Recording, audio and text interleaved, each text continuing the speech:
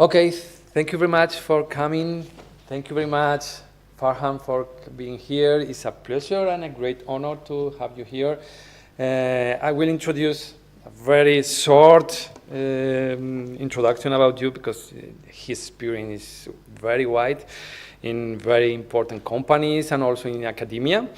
So he's electrical engineering from Purdue University, but also he has been studying in Melbourne in Australia University. He has been working for the different digital algorithms for Xerox, for Sony, and now he's senior researcher manager in Apple. Okay, so he's behind most of the algorithms on the Apple camera that we know that is one of the flagship for Apple. You know that, okay, our cameras, I mean, I remember several years ago, the publicity for the iPhone was, for the iPhone was a picture taken by the camera. And it was like, okay, you can zoom in and you have extremely clear resolution. So he's also deputy editor-in-chief since 2 years ago, right now, to the IEEE transaction on image processing. He's also part of several committees in the IEEE for Fellow, for signal processing, images and video and multimedia signal processing, and also in the industry digital signal processing committees. He holds more than 40 patents, several are pending, so you can realize the amount of research he's on his back. And recently, Purdue University gave him the Outstanding Electrical and Computer Engineering Award. So the floor is yours. It's a very honor to be with you here. Thank you.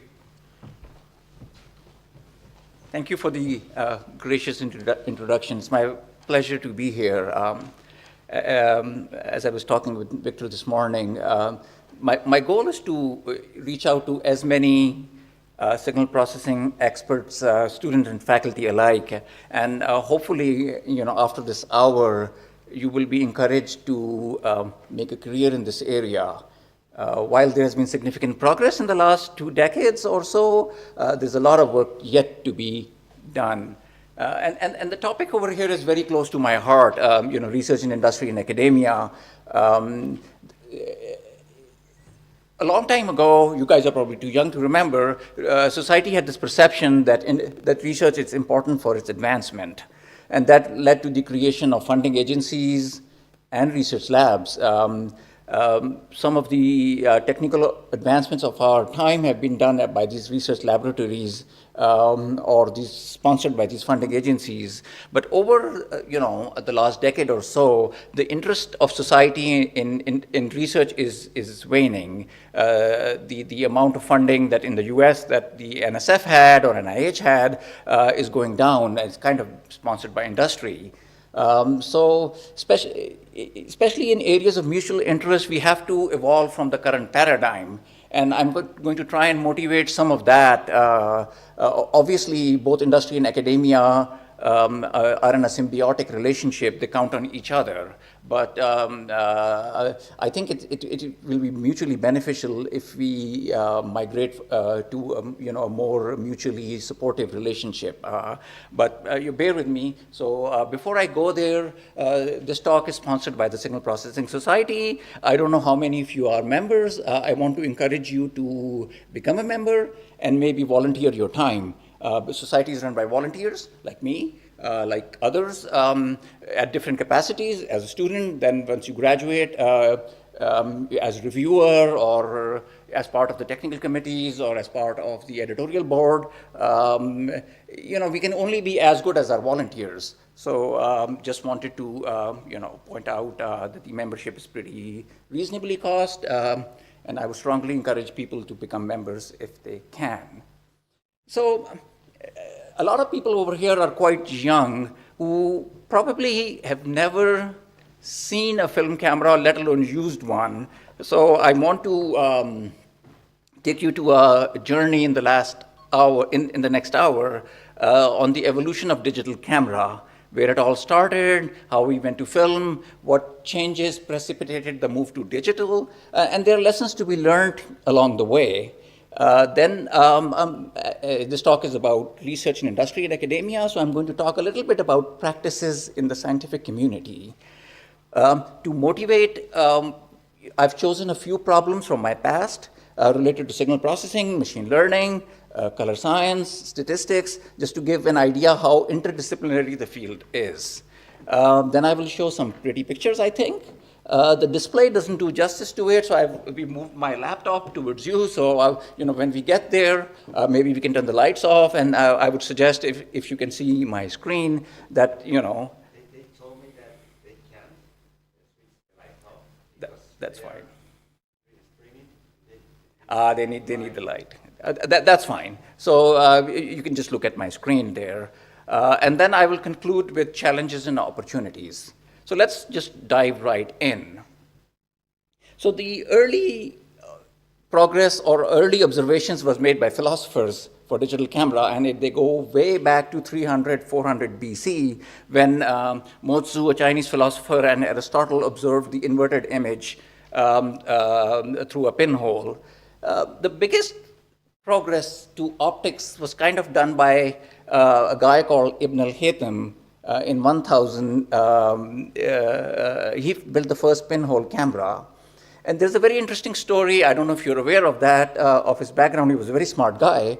So at that time in Egypt, the Nile used to cause floods. And he claimed to the caliph that he can control the floods. So the caliph appointed him to do that. Pretty soon he realized with the technology at that time that is not possible. And the caliph was supposed to be a pretty brutal guy, so he started behaving as if he has lost his mind, so the caliph won't put him to death. So the caliph put him under house arrest. And at that time, during that time, he wrote this book, Kitab al-Manazir, which is translated to Book of Optics. And, he developed theories for vision, color science, optics, and he showed that images formed by rays of light traveling in straight lines. Now we take that for granted. At that time, not so. And his book was translated into Latin in 1572, and I think the original is still in the Leiden Library in the Netherlands. So somebody wrote a book, and he called him first scientist. And then Johannes Kepler coined the term camera obscura. So all current cameras are descendants of camera obscura. And you're wondering, why am I saying that? It's kind of, you can see how the field evolved. And I'm going to point out seminal events where the companies missed a chance or they grabbed it. So, the first permanent photograph was formed in 1826. Then came the daguerreotypes. And in 1888, George Eastman invented film photography. So he made a tedious chemical process easy to use. And the seminal event was in 1900 with the $1 brownie. So just like the printing press democratized knowledge, George Eastman brought film photography to the middle class with the $1 brownie. And in 1947, Edwin Land, I don't know how many of you heard of Polaroid, you could do instant pictures. And there's also an interesting anecdote here. 3 years before that, on a family vacation, George Eastman, Edwin Land's daughter, asked to see the image that her father had just taken. The technology didn't exist at that time, so Edwin Land invented it. And later, the microprocessor came. It started making its way into digital cameras for autofocus, for exposure, aperture speed, all very cool. So the digitization of images precedes digital camera. I've listed 2 examples here. In 1951, Ampex invented the first videotape recorder, and NASA Jet Propulsion Labs were digitizing videos that were sent by Ranger. In 1969, a seminal event when Boyle and Smith invented the CCD sensor. It was a very small resolution sensor, 100 by 100 if I recall correctly, and it sparked the revolution to digital camera. 40 years after their invention, they shared the Nobel Prize for Physics in 2009. Texas Instruments built the analog filmless camera. Steve Sasson at Kodak built the first digital camera. But if you remember, Kodak never benefited from digital camera, although they invented it. Strange, isn't it? One lesson over here to learn here is, if you don't kill your own technology and keep reinventing it, somebody else will. And then you will be left, irrelevant in the whole picture here. Then Canon started using, Canon invented the first autofocus and exposure algorithm. Sony announced Mavica. The first demosaicing algorithm came from Kodak. The JPEG compression standard also was done by industry. So far, most of the contributions are coming from industry here. Now that even the base technology was there, not everybody was on the digital camera bandwagon. Just like with any new technology, it was competing with a century of film development. So the resolution wasn't good enough, the color wasn't good enough, it faded. So, they said digital camera is costly and bulky. There's a quality gap between digital and film. Also, there was a lack of photography infrastructure. You couldn't print it, you couldn't display it. More importantly, it clashed with their business model. Like I said, Kodak was like a chemical company, and they had all these photo finishing labs everywhere. So people who ran Kodak knew photo finishing. They said, what is this digital thing? Why should we even go there? Two things occurred for the photography infrastructure. In 1984, before some of you were born, Hewlett-Packard commercialized the ThinkJet printer, and Kodak released Photo CD, the first standard for digitally defining color. And then, in parallel, there were related technologies that developed. Manufacturing was becoming cheaper, miniaturization was there, the microprocessor was becoming faster, the hardware cost was decreasing. People were developing, including academia, which I will point out, sophisticated image processing algorithms. So once the digital photography infrastructure in capture, processing, standard, display, and print was complete, the transition to digital was a foregone conclusion. Mobile photography, something very close to my heart. How did we get here? To my knowledge, Sharp released a device in 2000 that was in Japan. Sanyo released the first camera phone in the US. The first iPhone came in 2007. It was just a 2-megapixel fixed focus camera. In my mind, and you may say I'm a bit biased here, in 2004, Apple released iPhone 4, which had the 5-megapixel rear camera and a 480p front camera for FaceTime. That's kind of what sparked the mobile photography revolution here. And I want to point out that it's not just the resolution of the camera. Nokia tried to throw the kitchen sink at the problem. They had the 808 PureView, a 41-megapixel camera based on a Symbian operating system, but it didn't become popular because the integration, the OS, how you capture, share is also very important. So going to my earlier point, it's not just this individual technology, it's a bunch of technologies that make a product successful. Then in 2014, at Apple, we shipped what we call advanced noise reduction, and yours truly had something to do with it. I'll show you some examples. 2016, the multi-camera era starts. LG, Huawei, iPhone, they all release products. The portrait mode is based on the dual camera system. Synthetic long exposure. I don't know how many of you are photographers. Some of the pros like to take synthetic long exposures, but typically it requires DSLR on a tripod, no motion, to capture those. In 2017, we shipped synthetic long exposure in the iOS Photos app. More on this. And in 2018, Google ships Night Sight. 2019, Apple shipped night mode and diffusion based on computer vision and AI technologies. And in 2023, we shipped the latest night mode in iPhone 15. So if you look at the last decade, what stands out is that most innovations are happening in computational photography, and mobile photography is dominating. To give you an example, when we release an iPhone, in the first year, several trillion images are taken. So, typically when we write a paper, when I was graduating, the citations weren't as fast as they accumulate now. So if these days, if you get like a few thousand citations, you said, wow, look at the paper, it's a really wonderful paper. But if you had something to do with the iPhone, and you are improving several trillion of people's memories, how's that for impact?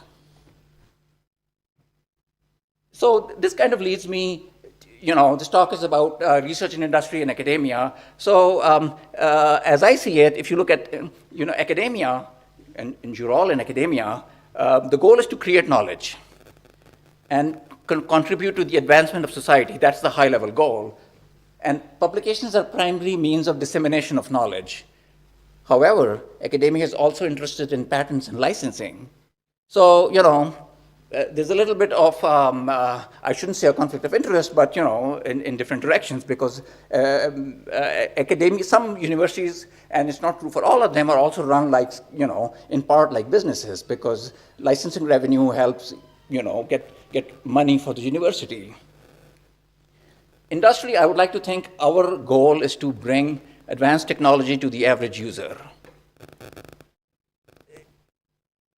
But there are lots of commercial implications, especially for an area like digital camera. Even a small gain can provide billions of revenue. And I keep giving the example of the iPhone. It's true for general mobile industry that typically, when we ship the iPhone, Apple sells like 250 million of those. So let's say you did something and that resulted in an additional 1 million iPhones sold, which is easily within the realm of possibility. That's an extra $1 billion for the company. So even a small gain is very protected because there are financial implications here. Second, the last thing I would like to say is for industry, especially the digital camera, the shipping bar is very high. In academia, you do proof of concept, you have certain reference images, and then you show it, that's good enough. But that's like only a small percentage of our work here to make it usable for all users. And our user base is more than 1 billion people with varying handshake. They will take it in various situations. So the image quality bar, if an algorithm works well 90% of the time, but fails dramatically 10% of the time, if you think about 2 or 3 trillion images, 10% of that is you have spoiled people's 200 billion memories. That won't ship. So something that's well behaved for all situations has a better chance of getting out than something that's very good for some but fails dramatically for others.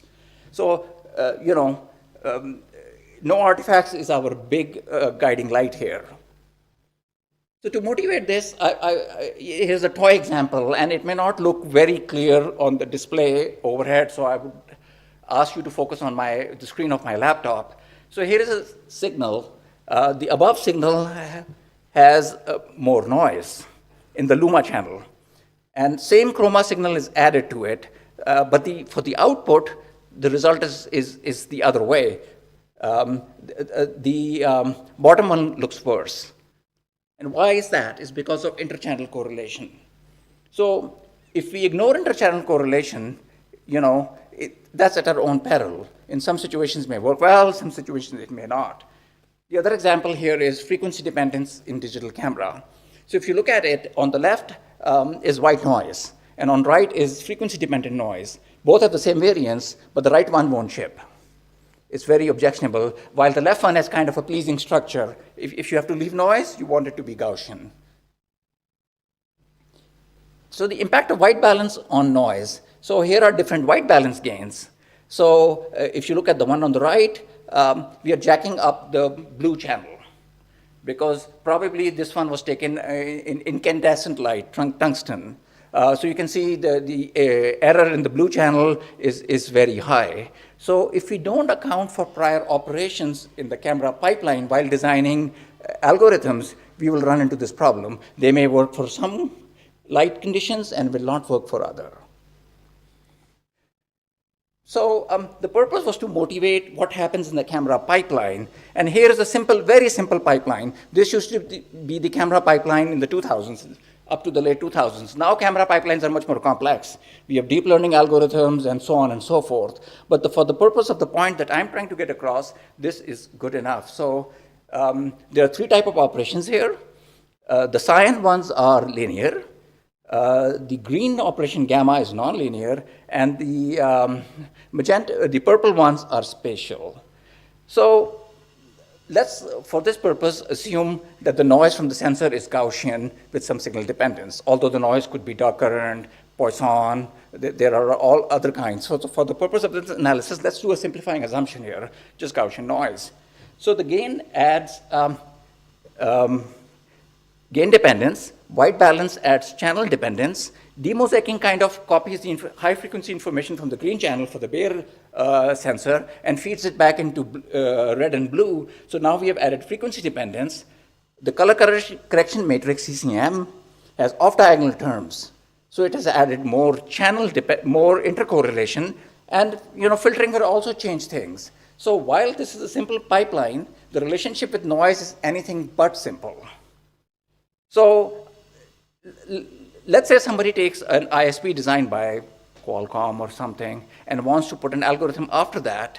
If we are not able to model these operations that the pipeline did, the algorithms will be suboptimal, will not work in every condition, may work in some. So this brings me back to some of the assumptions that have been prevalent. For a long time in academia, we were considering uncorrelated Gaussian noise of known variance. That's an important problem, but so you have a Gaussian noise assumption, which leads to interesting mathematics because, Gaussian is very, prone to nice equations. You can publish them, but most folks would add noise, Gaussian noise of known variance, then design a method to remove that noise. Not a very practical problem. It's interesting scientifically, but not very practical, unless you have a very good estimate of noise. And I pointed out earlier, if you don't model prior operations in the camera, you are doomed. Recently, not very recently, maybe 10 years ago, academia started moving towards Poisson noise modeling, and one of the reasons was industry gave them the ability to capture raw. So as I said, industry and academia have a symbiotic relationship. Industry makes an advance, enables academia. Academia does, algorithms, enables industry, and we go back and forth. But I still see papers which do not model degradations introduced by prior operations. Yeah, that's still prevalent. So we add pristine noise, and then we have algorithms to remove them. While they do offer some ideas, but they don't solve the real problem. Other thing is, for a long time, Kodak photo CD images were popular, and Kodak photo CD images in the earlier days served their purpose, but the images are few in number, they are very well exposed, they don't have shadow areas, and they are very, very controlled. So they lack diversity. So if your conclusions are based on those images, that would not be representative. But I do see the problem here, because when you are publishing, you have to compare against prior algorithms, and prior algorithms use those images to justify their claims. So the inertia in academia continues to take you in that direction, but I'm happy to note recently things have been changing. People are going more towards real images, and which is very heartening. Image quality. It has several factors. Most of the metrics that we use are either based on PSNR or structural similarity image measure, SSIM. But image quality is a combination of several factors: dynamic range, noise, texture. I'll give the example of dynamic range. If you want to capture more dynamic range, you need shorter exposure because you don't want the full well capacity of the sensor to max out. But shorter exposures would have more noise, which is more preferable, a little bit of additional noise or blown out highlights. None of these metrics will represent that.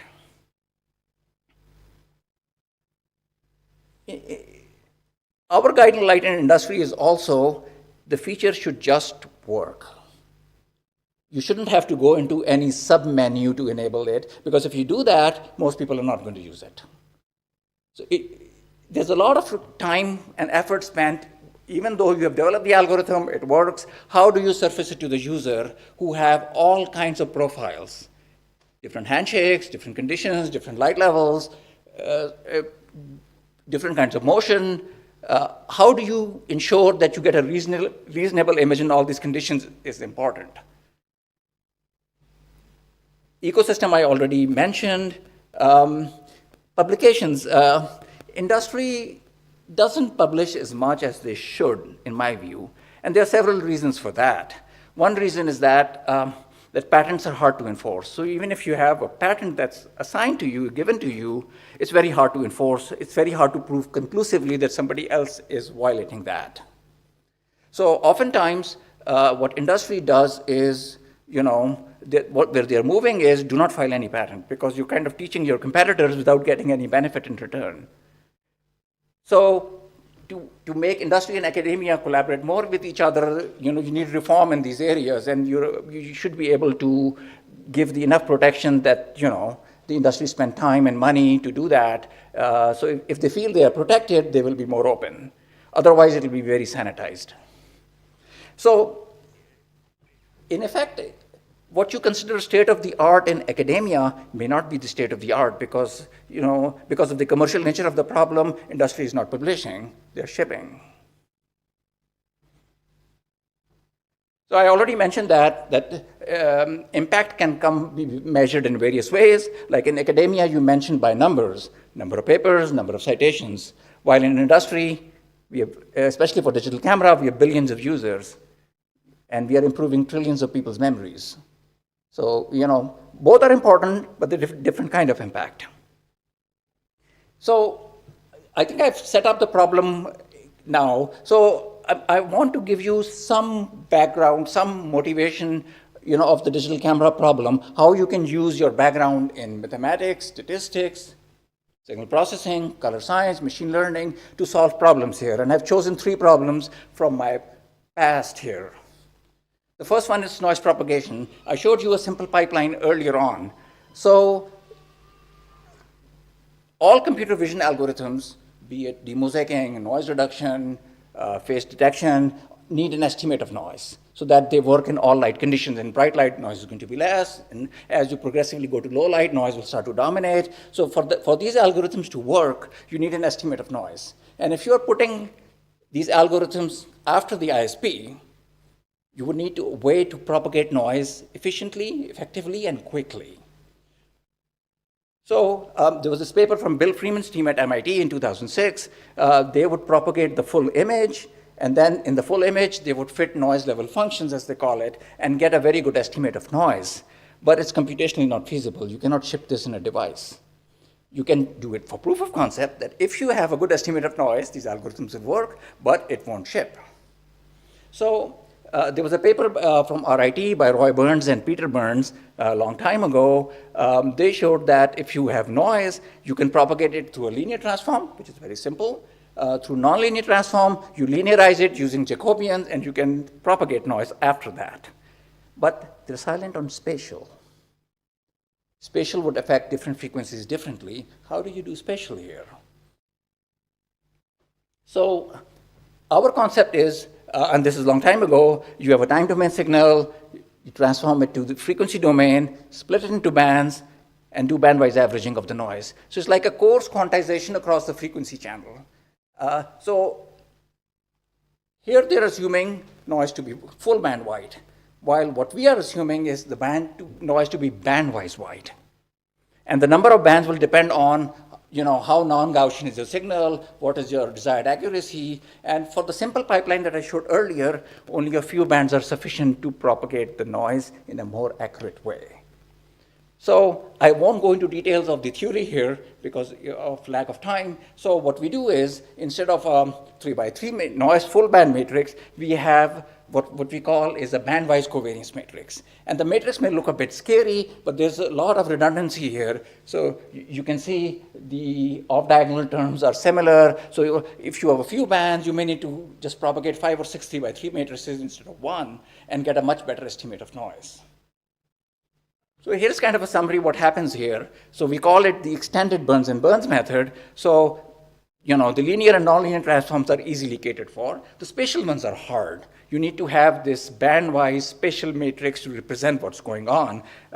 So if you look at the last channel, what I mean is the S1, S2, and Sn. I will give 3 examples based on the previous pipeline that I showed. One is 1D filters. So I won't go into the mathematics of it, but it's a diagonal matrix. There's no off-diagonal terms. It's a 1D filter. So based on this SI, you can propagate noise across 1D filters. Demosaicing is interesting. As I mentioned earlier, at a very high level, irrespective of the details of the algorithm, you are taking high frequency information from the green channel and feeding it into the red and blue channels. So that's what this matrix represents, and you have off-diagonal terms because you're adding information from the green channel. You're assuming that the information in the channels is correlated in high frequency. So we are taking high frequency information from the green channel and feeding it into the red and blue. And then again, simple sharpening, unsharp mask. So as long as you can find a spatial transform, you can propagate noise through that. I'm not showing results here, but for the simple pipeline, 3 bands, 2 bands would get you a reasonably good result and improve the downstream computer vision algorithms. So here is an example of using classical signal processing to solve a problem in digital camera. Next up, I want to talk about distance measures. Distance measures are used everywhere.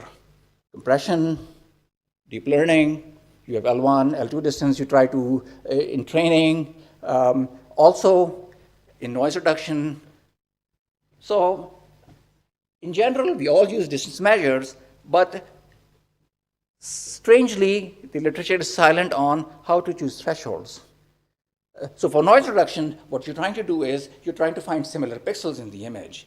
And the assumption here is as long as they are similar enough and the only difference between them is noise, if you can find that set and if you average it, you will remove the noise and you will retain the signal. But how do you set the threshold? What is noise? What is signal? Oftentimes, the literature is silent on that. They say, oh, for this problem, for these images, this threshold worked.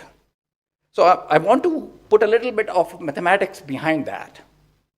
Before I go there, noise reduction is something that I've worked on for 2 decades. So here's kind of a progression of noise reduction methods where distance measures are used everywhere. So modern noise reduction started with the bilateral filter. I'm sure all of you have applied it in various forms. A year before that, some other people, I think Smith and Boyd from Oxford presented a bilateral filter type idea for medical imaging, and they called it the Suzanne filter, but largely the bilateral filter is the one that's famous. After that, what I call the Gaussian era, 2 biggest contributions, Gaussian scale mixtures and non-local means, came from Spain, if you will. The Gaussian scale mixtures for noise reduction was done by Javier Portilla. I don't know if I'm pronouncing the name correctly, and if you know him, he's a very good friend. And non-local means was also done at Spain. They were really good ideas, and worked for a very long time. Then the sparsity idea, BM3D, which is quite famous, was done by our friends in Finland, Alessandro Foy's group, Tampere University. Then came the Poisson and transform domain ideas, the locally learned dictionaries from Payman Milfar's group at UC Santa Cruz.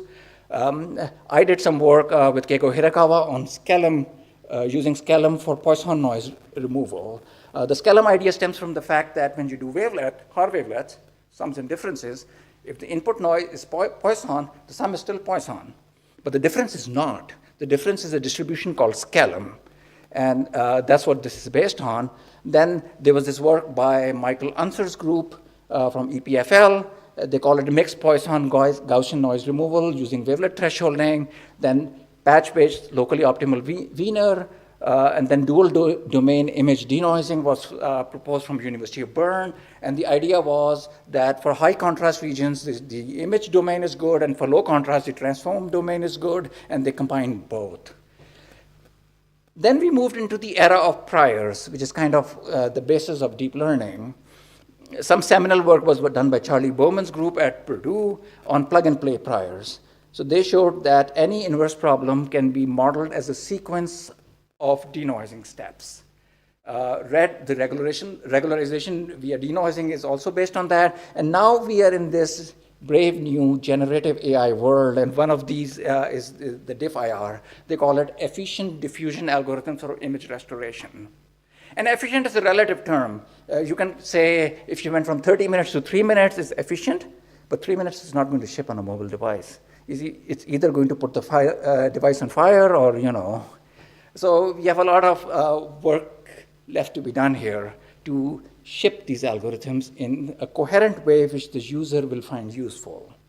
So the whole purpose of showing this here is similarity is in all of these methods. And key elements are statistics, patch-based, sparsity, transform domain, priors, and machine learning. So in 2 decades, we have gone through all of these. What's missing here is, how do we set these thresholds, as I mentioned earlier? And some mathematics behind these measures. How do we understand them? Typically, my approach is whenever you have a problem, you should be able to get like 80, 90% of the way with mathematics and maybe the rest with tuning, not the other way around. So I'm going to talk a little bit about that. Also of interest is how to process subsample bare data, but that's a topic by itself, and in the interest of time, I'm not going to go there. So, you know, let me speed up. So there are 2 types of L1 distance measures. Absolute difference, so you have a pixel difference, you take the absolute value. Then there's sum of absolute differences. So instead of the pixel itself, you take a region around it. So I call it AD and SAD, and there are expressions for it. So empirically, people have found that you need different thresholds for AD versus SAD. Why is that? Unfortunately, people don't think about that. For proof of concept, they say, okay, this threshold worked. So threshold is not empirically selected, should not be empirically selected constant. In reality, it's dependent on noise, patch size, and desired S preservation versus smoothing trade-off. So let's just dive right into it, and I'm just going to give a high-level overview. So let's define some things. So the absolute difference measure, we call it Z, and sum of absolute difference, we call it Q. Let's look at the distribution of these distance measures, very simple ones. So when you take a difference of 2 random variables, it's still Gaussian, but the absolute value is not. The absolute value, when you take the distribution, is what we call the folded normal distribution.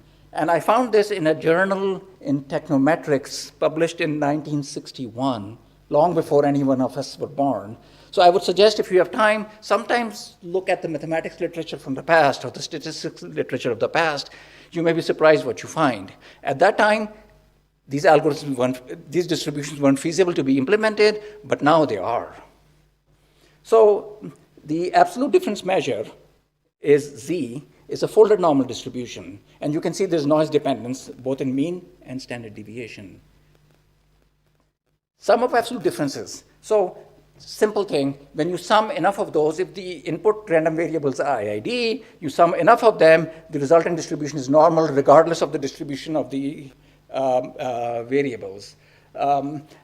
If the number of pixels is large enough, and you'll be surprised, even with a small number of pixels, the Gaussian assumption holds. So you go back to Gaussian. So X and Y, normal, symmetric. X minus Y is still normal, symmetric. When you take the absolute value, it's a folded normal, but when you sum enough of those, you go back to normal. So as you can see, if you look at between these two, if P is 1, it should go back to the pixel-based, which is true. How does this relate to thresholds?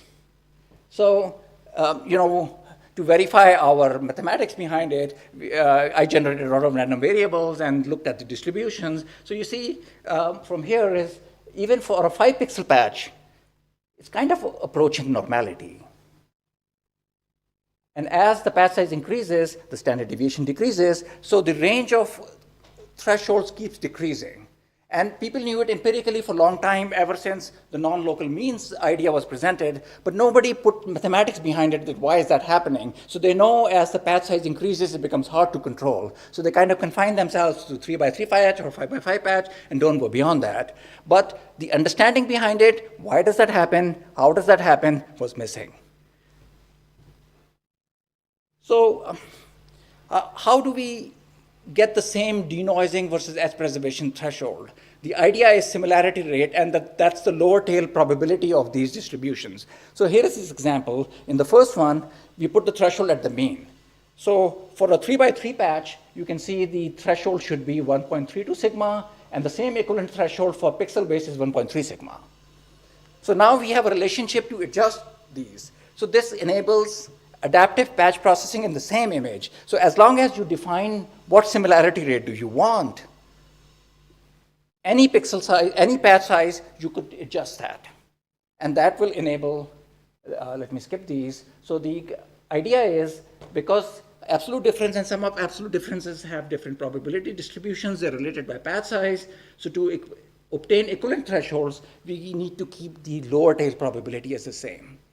Once we do that, we enable adaptive patch size. And the patch size doesn't have to be square, like 3 by 3 or 5 by 5, as is generally used. It could be a 5 pixel patch, it could be non-orthogonal, regardless. So what we've done so far is shown that you could use mathematics and statistics to understand these. If you understand them, you can control them better, and that will enable other areas.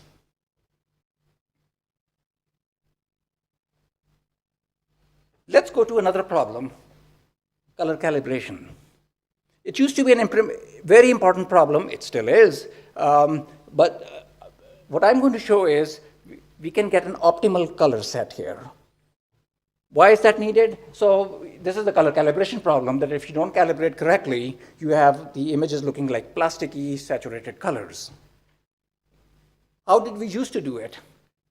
And this is, again, late 2009s. I was still at Sony. So this part-to-part variation, and on the left, you show the part-to-part variation in the green channel. So, they were using the color bars, the 7 color bars. And the 7 color bars were not based on any metric or any condition of optimality. They were coming from the television industry. We have primary and secondary colors, and we put in the white bar to make sure that the white point is correct. And they were calibrating for those, not optimal. So here are color charts. On left is the 140 patch DC color checker. In the middle is the Macbeth, which we all use right now. And on the right is the color bars. So you go from, and then there are other color sets. The SOC color set was proposed by Japan, is very biased towards skin tones. Then the Viralt-Russell color set from University of North Carolina has 354 colors, and so on and so forth.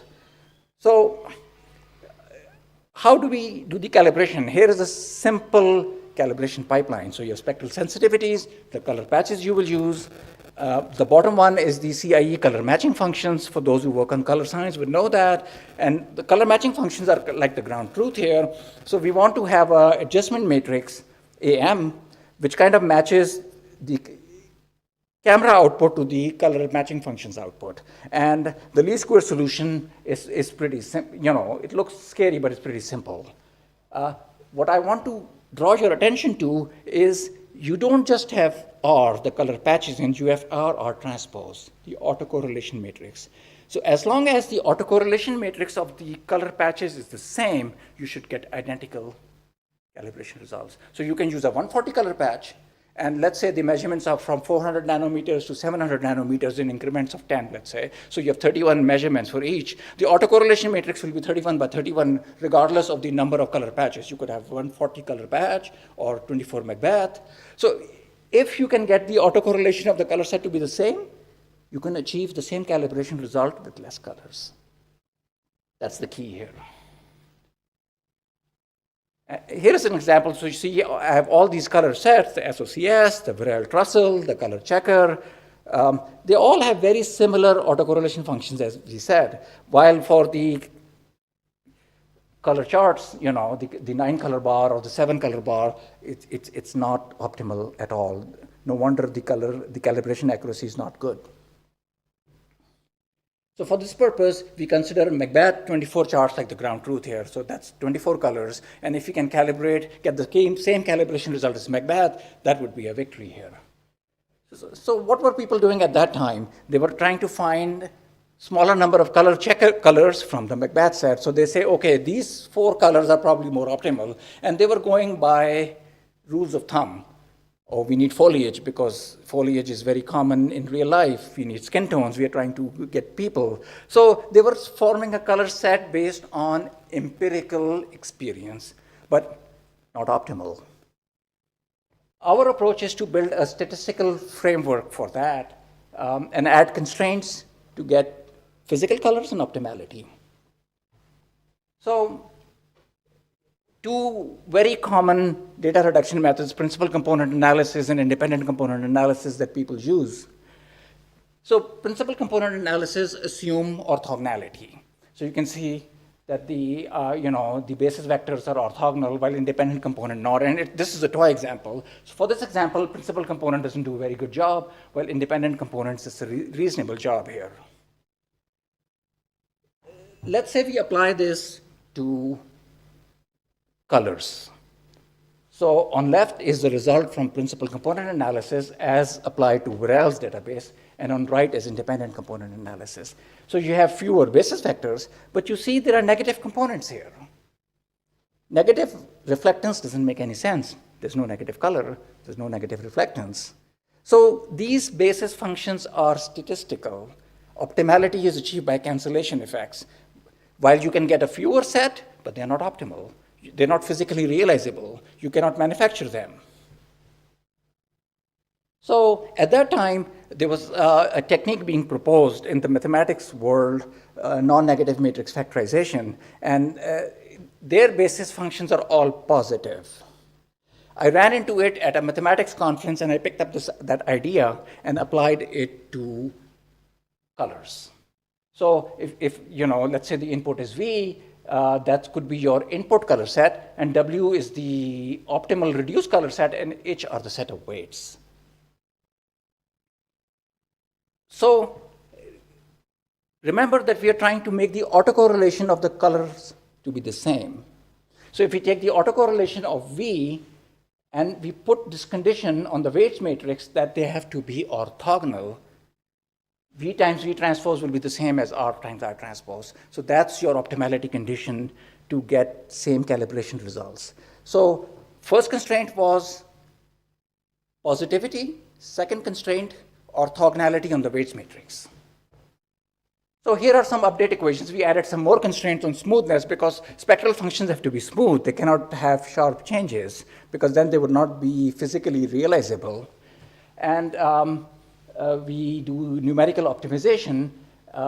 In addition, we added more constraints to make them so that we can manufacture them. So we added fix the gray patch to the average of the Macbeth. Then we added autocorrelation matrix similarity, that was the Frobenius norm, average calibration error, and spectral similarity. So with all these constraints, we went from Macbeth to what I call the optimal non-negative matrix factorization color chart. And you can see, take out the black and gray, the colors may not be well represented on the screen, so I'll point you to my monitor. You can see from Macbeth 24 colors, we went to 9. Here is the result. The autocorrelation matrix is very similar, and if you look at the average and maximum calibration error, it matches that of Macbeth with fewer colors. So here is a machine learning solution to a color science problem. Oftentimes, color scientists, and I mean, color science is important, they consider color science to be art, and there's a lot of art. I'm trying to put a bit more mathematics in it. So here's what I call the color checker continuum. So from 140 to 24 to 9. So at that time, the calibration on the factory floor was hard to do for 24 colors. Computers weren't powerful enough. Now I think we can tolerate to calibrate Macbeth. However, the optimal colors can have other applications, and I'll point out later in the talk. But what I wanted to show you here is machine learning solution to a color science problem with appropriate constraints. So I hope from what I have spoken so far for more than 45 minutes, you can see that problems in digital imaging are interdisciplinary. So there's mathematics, there's statistics, there's signal processing, there's color science. when you are a student and you're working on a particular problem, you may consider these as disjoint sets. Okay, I'm going to use mathematics, I'm going to use signal processing, I'm going to use statistics. But if you work on enough of these, you will see that there's a lot of overlap here. And I would dare add one more thing here is human experience. You have to work hard to make it easy for the people to use, for your technology to be impactful. So the take-home message from me for describing all these three problems is, these were in my past, is to learn as many tools as possible and understand the interconnections. The low-hanging fruit for these problems is no more.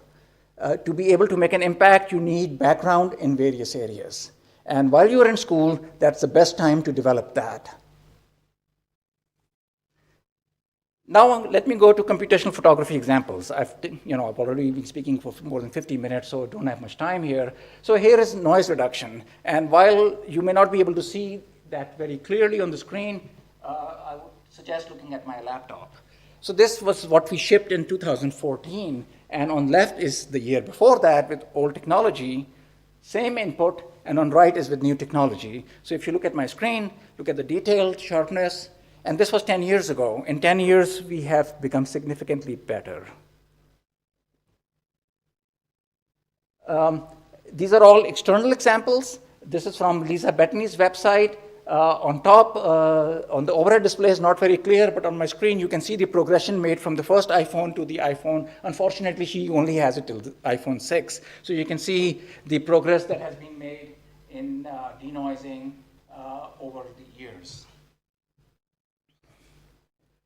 Synthetic long exposure, I mentioned that earlier. So here is an example.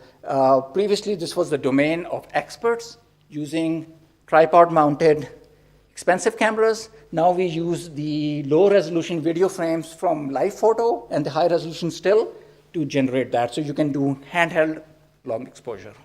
And this has been shipping in the iPhone app since 2017. The image may look over-sharpened on the display, but again, I would point you to my screen. Here's the one I took of Niagara Falls, and this is a reversible. You can go back.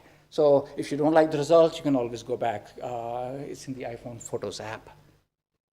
Night mode, our most consumer-facing feature. If previously I tell people I improved noise reduction in Apple cameras, I would get a yawn. If I tell people that my team did night mode, I get a lot of respect now from my kids. So I won't go into too many details, but night mode is a perfect combination. As I was mentioning, interdisciplinary contribution. It has contributions from image fusion, noise reduction, stabilization, registration, bracketing, kind of hardware-software co-design to solve a very complex, very hard problem. So in night mode range, because you can go up to 0 lux, what we call millilux, the SNR of each input frame could be like minus 15, minus 20 dBs. And the output SNR could be plus 15, depending on situation, how stable the image is. And we do that without causing ghosts, without causing any problems. And that is, a feat by itself. And it reinforces my earlier point. Background in one area is not sufficient to cause a significant advance. You need to have background in multiple areas and able to make interconnections there. So other thing, I added user modeling too. We spent more than a year trying to understand how long the user can hold the camera still, an average user. So in handheld mode, that is the maximum time that we would give, because we want to surface this technology automatically. Don't go into sub mode. Don't have a button there. Don't try to make the problem easier for us. It should just surface automatically and just work. That's what we did. And those things, the maximum time for tripod, still what we put there, which stood the test of time. And most of our competitors are copying those numbers. And it took a lot of effort to get there. The other thing is collateral benefit. You solve a problem, a hard problem, it empowers other people. So It has empowered interest in astrophotography and light painting. I would show a couple of examples. This was previously the domain of professionals. It has spawned derivative features like night mode portrait, night mode time lapse. So you solve a complex problem, you will be surprised how people use it.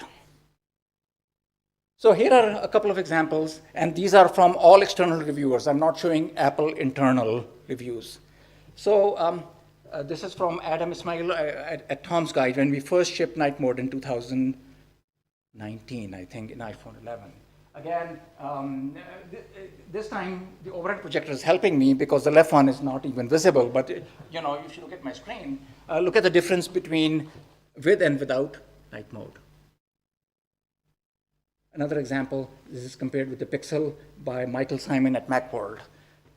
Notice that the iPhone result, the nighttime still looks like nighttime, doesn't look like day. We don't want to make the night image look like day just because we can. We want to maintain the ambience of the scene, just get a better result. Light painting. So, this is creative effects. For long exposure photography, moving lights should manifest as light trails, and moving objects should have blur. In regular photography, you want to freeze motion, but here you don't. And in tripod max mode, that's what we exactly do that. So you look at, there's a train moving, and light trails look like light trails. And again, the overhead display over-sharpens. I would draw your attention to my laptop. And on right is an interesting experiment that a colleague did. So you have this tripod max mode, and he has another phone whose flashlight he's using to write his name. And his comment was, his handwriting is as lousy in the air as it's on paper. But the point is, it's enabling artistic effects, allowing people to do user expression. Previously, again, this was the domain of professionals on expensive cameras.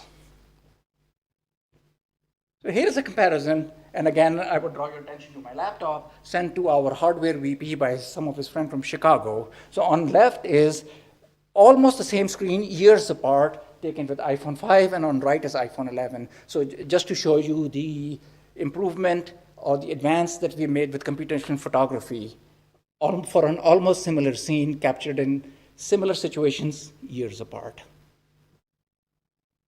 Astrophotography. This time, don't even look at the overhead screen. So you can see here, this is at Yosemite in California. So with the night mode, you can see stars, which you cannot. It's like a black screen before that. So here are a few reviews. I let you read them. This is not Apple internal. These are external reviewers. They say Apple arrives late and steals the show. We were 1 year after Google. That's why the late thing, but we had been working on it for years. So here is another one. In 2023, we reinvented our own feature using AI. The overhead doesn't do justice to it, but if you look at the screen, the one on the right, and it's comparing with Pixel 7, the one on the right has much better colors, much better detail for the same scene. So the take-home message here is, as I said earlier when I was talking about Kodak inventing the digital camera and not using it, is you should be ready to kill your own feature or reinvent your own feature, otherwise somebody else will. And these days, with AI, the interleaving period is shortening. Previously, you did something, when I started my career, you did something good. You were good for 5 years, maybe even more than that. And you could rest on your laurels for a while and think about what you're going to do next. Now, if you get 2 years, you are lucky. So the pressure is increasing. So in some sense, it's a very frightening time to be in the profession, and in other sense, it's the most exciting time to be in the profession. So if I was your age, people who are sitting behind, I would be very excited about this. Let me go to, before I go to next steps, I have just one comment from John Velasco about, it was in 2023 when we shipped iPhone 15. And what he says is, what's shocking here is how the iPhone 15 easily beats out the competition. Yeah, one more thing. So these were taken by somebody at Apple who has nothing to do with image processing, but who is in astrophotography. So he put the iPhone at the eyepiece of a telescope, not even tripod, handheld 10 seconds. And these are the images that he got for various galaxies. I'm not an astrophotographer, but I can also appreciate the high quality nature of these images. And I never thought the night mode will be used for this purpose. So if you solve a difficult problem, you will be surprised how it is used if you put it in the hands of 1 billion people. Finally, are we done? I showed some pretty pictures. I showed you what we have done so far. Not quite. There's still a lot to be done. I mentioned hardware co-design. We are doing some of it, but there's more opportunity to do that. Also, to make things work, going to my earlier point, it should work in all situations, not just sanitized lab environment. We need to model low-level signals as handshake, temperature, sometimes sensors have temperature dependence. The mobile photography, where all the action is, have smaller sensors. So the sensor size could be, each pixel could be 1 micron, while the entry-level DSLR is 5 microns. So if you look at the area, it has 1/25 the light gathering ability. However, we have a lot of computational power on the phones. So you can see with these images, and night mode being one example, we are easily beating out DSLRs with much smaller sensors. So computational photography is where the action is. I've shown stills. What about video? But video is primarily about motion. We cannot increase the exposure. Puts more complex challenges for us. And low light video is still, while we have improved over the last decade, there is still room to go. Color filter array. The bare color filter array, you are probably familiar, has withstood the test of time. And all pipelines, cameras are kind of built around that. And I talked about optimal colors for the calibration problem. Now that we have machine learning, is bare still optimal? Can we add another color? And I talked about optimal colors, so there's some relationship between optimal colors. And at that time, we were trying to do the calibration problem. But if you restrict it to 4, can we get a better result? Can we get better color fidelity? And it's not that the industry has not been trying. Sony shipped the f828 camera. I think it was 2010 or even before that. Instead of one green, they added a cyan color. But pretty soon after, they canned the product because it was done empirically. Huawei has tried replacing green with yellow. They say it has better transmittance in low light, so you get better signal. Again, it's based on empirical know-how. Can we get an optimal color sensor?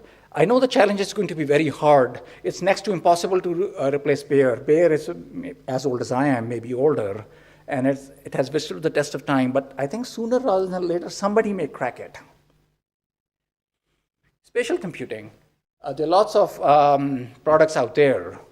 There are various headsets, there are various stuff out there, but there's a lot to be done in terms of content, capture, display. Also, not to mention eye strain. Eye strain is not very well understood for these devices.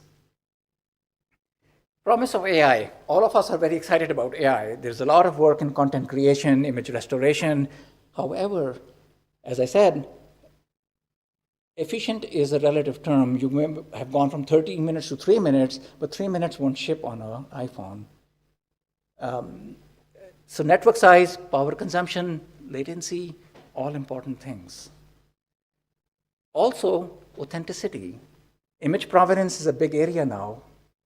Is this image real or AI generated? Bias, privacy, how do we handle these? These are all work in progress. Not to mention GPU cost. The GPU budget for my team will soon be approaching $1 million a month. And I don't have a huge team. In academia, can people afford to spend that much? Probably not. However, there's a lot of brain power. So if you go to my earlier comment about authenticity, explainability, bias, these are problems that need to be handled. If you ask somebody who's graduating, okay, you train this network, why does it work? I don't care, it just works. Is that a good answer? Metrics. Photo, we do understand. We have SSIM, which has won 2 Emmy Awards. It's simple, it's easy to use, but still not perfect. But we do have some handle. For video, no. We apply on each individual frame, then play them together. So if you look at low-light video that, the cell phone captures, there's a lot of beating, there's a lot of, what you call the swimmy type of noise, and none of these metrics measure it. So even more difficult problem, what are the metrics for generative AI? How do we know what we are generating is real? People use the FID metric now. I think the name is French, Frichet something, I forget. But what it does is it compares ensemble statistics from a set of generated images and a set of real images. So you have mean and covariance, and you Earth movers distance to see if it's kind of plausible.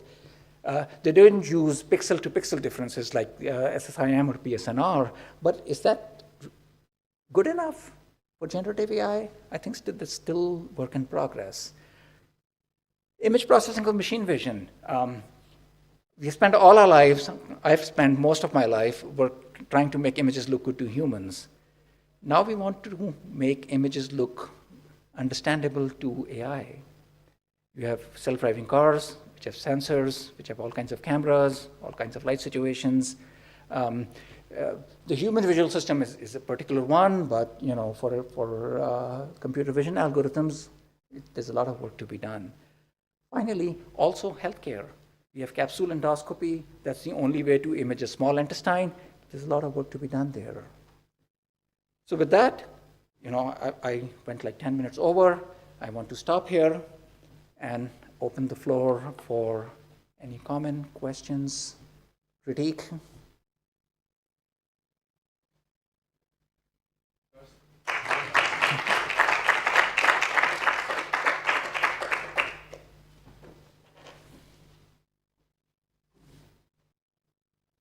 Thank you very much for this interesting talk.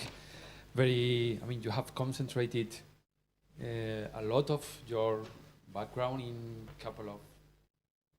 in short time, in 1 hour. So thank you very much for the presentation.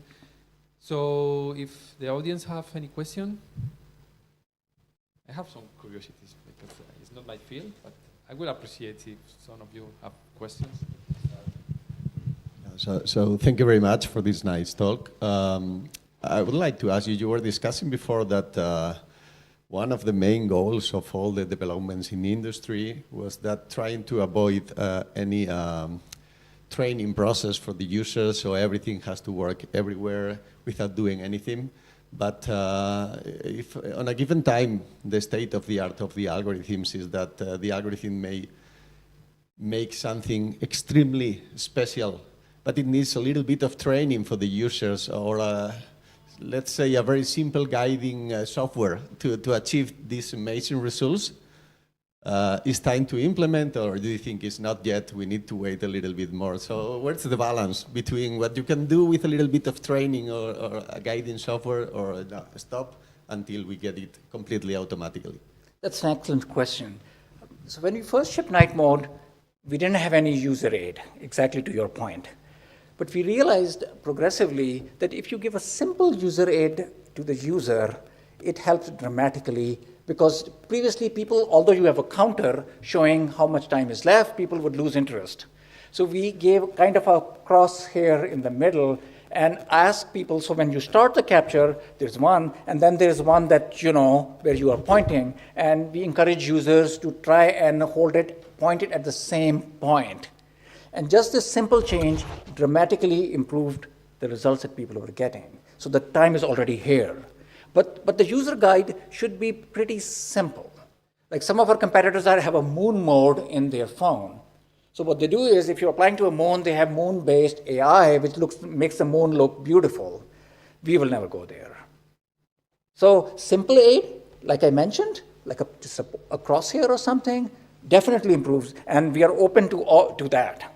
And progressively, as you say, when we go to this brave new generative AI world, there may be more aids that come, like some initial training or something, and we are open to that, but it has to be easy to use, not complicated, because the user base can be of all people, experts, non-experts. Steve Jobs famously said that the world may have like a few million nerds, but there are a billion people. So we want to design this for a billion people. Well, world has 6 billion, not a billion people, but yeah, you get my point. Okay, thank you. And then I just have another question, and it's just related with the advent of the AI techniques and the deep learning techniques to the field. So my feeling is that the more complex an image processing algorithm, in generally, it improves the results and it performs better. But when the artifacts appear, they are even worse than the artifacts of the simple algorithm. So do you have this feeling because at the end you process trillions of images, you were talking about that. So artifacts appear when you process trillions of images, not when you process just hundreds of images or thousands of images. So are you noticing that the artifacts are becoming more problematic as long as the complexity of the algorithms and the use of supervised techniques to process images are being incorporated into the camera pipelines? That is true, especially if you look at, even before AI, super resolution would tend to overfit at times. If you have like a Siemens star chart, it looks great. If you have a face, you may make the person look 10 years older with wrinkles. So we are very careful of that. So we take our time, constrain the problem, add some regularizers. So the advantage in some situations may not be as great, but it will be more well behaved throughout. So that's our guiding light. And we still want to provide images true to life. Improve them using technologies, generative AI, computer vision, so on and so forth, but we don't want to reinvent reality. Some people may be willing to do that. We are not that stage yet, but you're right, the more complex the algorithm is, so we want to keep it as simple as possible. Avoid overprocessing. And I will give an example from my past, like the pipeline. Sometimes people will design a noise reduction in RAW, do some things, demosaicing, add some artifacts, then they will have another noise reduction, then a third noise reduction, and this will be a tuning nightmare. So yes, overprocessing brings new challenges, but that being said, when thousands of engineers work on new technology, we will find ways. And what is the right time to roll out technology for the user? That's a TBD, but we have an eye on new technology. But we don't want to roll out new technology just for the sake of rolling out new technology. It has to solve a real problem in a real way. Thank you very much. Thank you. Any more questions?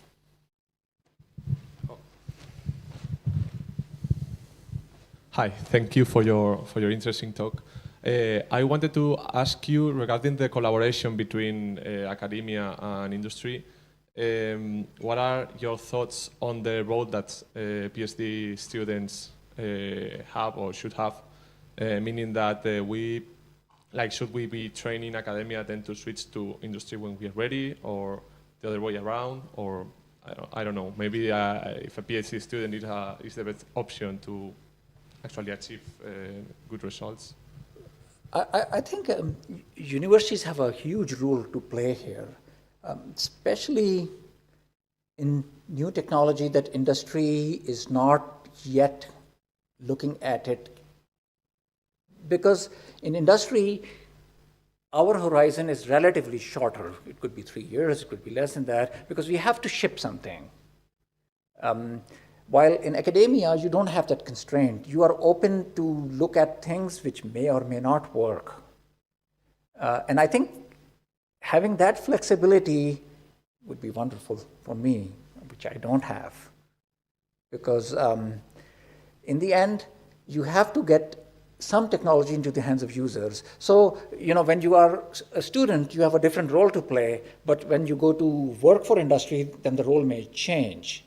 And how do you manage that transition is up to you, because what do you see yourself doing? There are research labs out there, maybe not to the same level of Bell Labs, but they will allow you to publish, they will allow you to just create technology without the burden of shipping. What I find is, I've worked at Sony, and I worked at Apple and Xerox before. What I find is every industry has its own pros and cons. If you are closer to the real problem, you understand the real problem better. It goes to my earlier comment that for a long time, academia was using the uncorrelated Gaussian noise assumption because they didn't have to ship something. While you are close to shipping something, you understand the problem much better. But there are roles to play for both. And a lot of students, put a lot of emphasis on graduating quickly. And, unlike faculty, students don't get tenure. I realize that. You have to graduate at some time. But don't hurry. Because, you have these professors, you have people to teach you. Once you are out by yourself, then you have to teach yourself. So make sure your background is broad enough to handle what's coming next. It could be what we didn't expect. I've worked on various projects of various technologies in my career. Who knows, I may be doing self-driving cars, at some point. But as long as you have the technology, as long as you can develop new mathematics, as long as you can break a technology like I mentioned the color chart, and you have these statistical methods, but they were not physical. So when somebody explains to you, it sounds very simple, but to come up with these constraints in the first instance is hard. And I think the more connections you make with technologies, take a course from psychology, take a course that you think is not useful to you, like, take a course in analysis from the math department. You may say, why do I need to know what is the Cantor set? But there may be some lessons to be learned here. And that will help you in your career. I don't know if that answers your question. That's, like a rhetorical answer. Yeah, thank you. Thank you for the advice as well.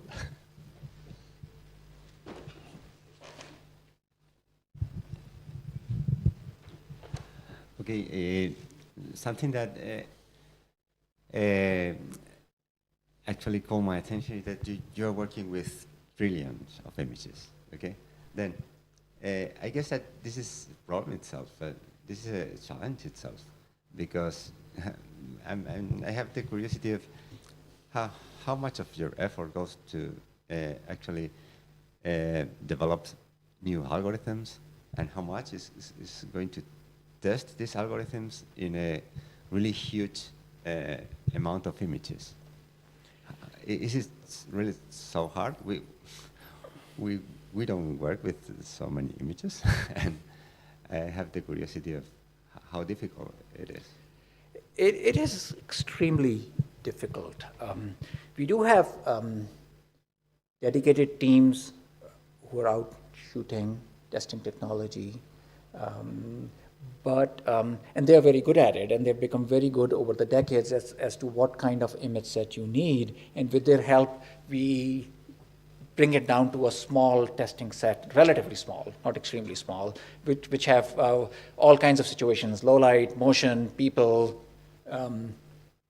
But every now and then something slips, and that can happen. And so QA is extremely important here. As I said, with these large set of images and a big user base comes a huge responsibility. And we are very cognizant of that, and we've been fairly successful in our methodology, but every now and then does something slip? Yes, but we learn from it. Then we incorporate that in our learnings, and the future sets will contain those type of situations too. And especially when you're working in a situation like ultra low light, artifacts could manifest in a very weird way. I would like to bring a few to your attention, which you may not worry about as much, is black level. Like the black level in extreme low light, because the amount of gain we are applying to these images is huge. So even if a quarter LSB error in the black level would manifest itself as a green tint or some other tint. So this is not part of the algorithm. There are hardware teams dedicated to do that, but our feature kind of enables people to shoot these cool images in little or no light, but it also makes the life of those teams very hard, because any error that they make will be magnified tremendously. But you're right, it's always a work in progress. And while we are pretty good at it, there's always something that can slip by, and we are very careful what we ship and when we ship.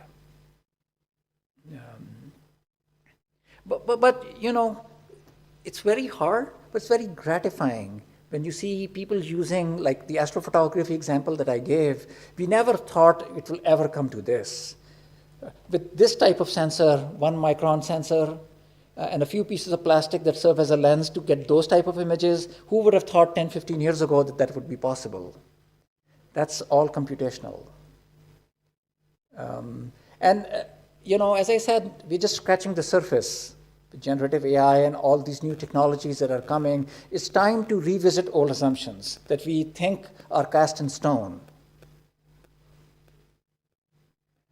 I don't know if that answers your question, or I've raised more questions by answering that. Okay, and I have another question, because I guess that you are now working full-time in industry. Yes. That you are somehow connected with the academy, or not? I'm not connected with academia per se, but I'm very active in the IEEE.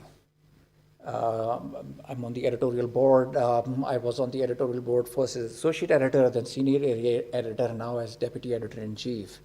And one of my main goals, which is hard, is to help navigate this, I said, brave new generative AI world. Secondly, what is the role of journals in the age of archive? People submit, and it's available on archive right away. How do you manage that? What is peer review bringing to the average user? When 1 year is like an eternity in terms of the advancements that are being made, because the pace of advancement is much faster than the peer review process. And peer review is done by volunteers, so you're not paying anyone. You can't force people to say, oh, you have to do this review in 3 weeks, otherwise you are out. These are volunteers. So what is the balance here? What is? Do you know? Peer review is still useful because there's a lot of noise. There's a lot of claims. A lot of people are overfitting models for a few set of images, and peer review may help sort them out. But people don't have time. So we are trying to bring the review time, to be less and less. But there are challenges, and also in the question of AI. Is the paper being written by AI, read by AI, and used by AI? Are humans totally out? How do you manage that? So these are things of active discussion within the community. I do give talks. I spoke at Purdue, my alma mater, in April, and they had similar questions.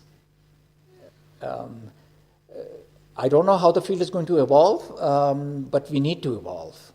We cannot ignore what's coming. We cannot close our eyes and put our heads into the sand and say we're not going to use it. This is work in progress. And hence goes back to my earlier comment, you should be a part of this volunteer effort in whatever way you can. Be a reviewer, be a, area chair of a conference. And I would encourage you to submit your work to journals like TIP, Pattern Analysis, Machine Intelligence. They have the background and to enrich your work with feedback. While the motivation may be to move as quickly as possible to the next big thing, after a while we'll run out of them. And to me, now the hard part is to make them explainable. We have made some progress in the past few years. And, I've tried to point out the explainability in my, when I was talking about distance measures, that distance measures have been used for such a long time, but nobody, put effort to explain them. By the way, none of this work is published because I work in industry, but the idea to share with you was to give you this thing about problems you may think intractable may not be so intractable as we think. While you may not solve them 100% of the way, I had this Gaussian assumption, which may not be totally true, but it did move things in the right direction. You may be able to predict with mathematics like 80-90% of the way, and the rest could be hand tuning.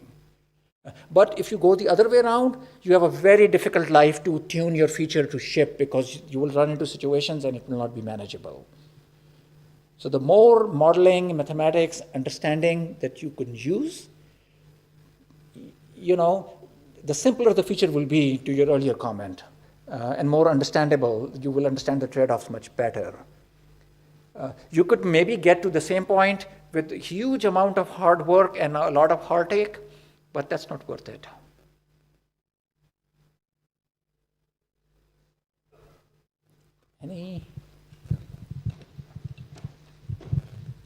Any more questions? I don't know if we have remote questions.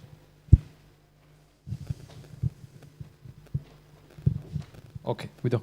So I have a lot of curiosity. I'm not an expert in this field, but I would like to, and probably during the lunch I will ask you some of them. But I would like to ask you about how much contribution are on the results, comes from the hardware, and how much from the signal processing? So, let me just go back a few slides. So if you look at this image, the input is exactly the same. And the difference is the algorithm. So the hardware is... So the hardware, let's say you increase the size of pixel by double the size.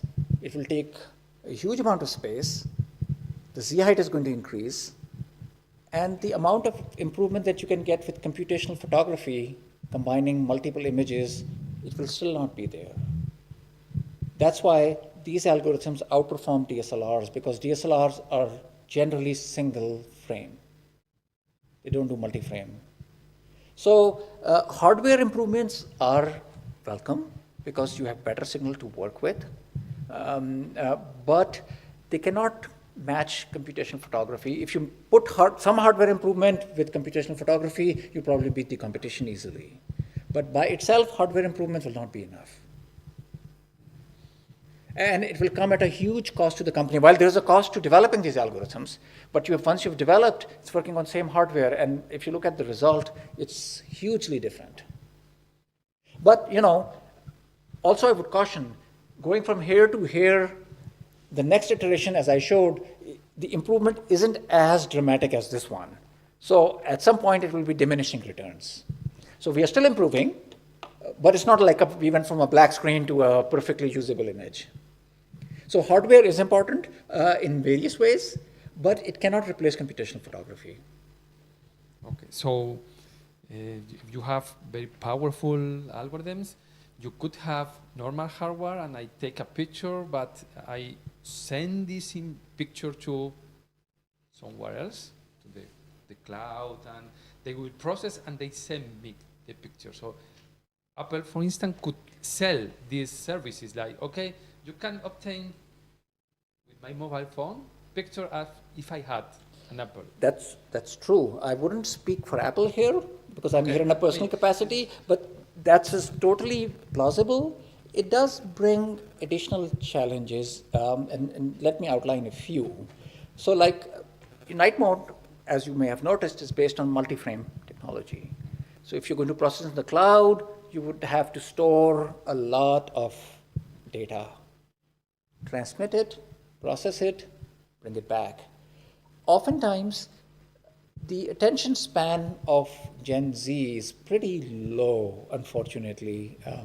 So if you send this data, bring it back after hours, they may have even forgotten they took an image or a video. And I don't mean that in a disrespectful sense. What I mean is the attention span in general of society has gone down. That being said, at some point we are going to run into this synchronous processing limit, which we are already facing, because computation power is not increasing at the same rate as it was before. So you cannot process algorithms like diffusion models in a synchronous time, so it has to be deferred. But how do we manage this? It's still work in progress. At some point it's going to come, it's coming, based on all the constraints you've outlined, and I mentioned some of them as well, that you cannot give these type of improvements synchronously, obviously, because you will melt the phone. Okay, thank you very much. No more question? Okay, thank you very much again for coming and for the presentation, to share your thoughts on future and on the past technologies. And thank you very much. Thank you.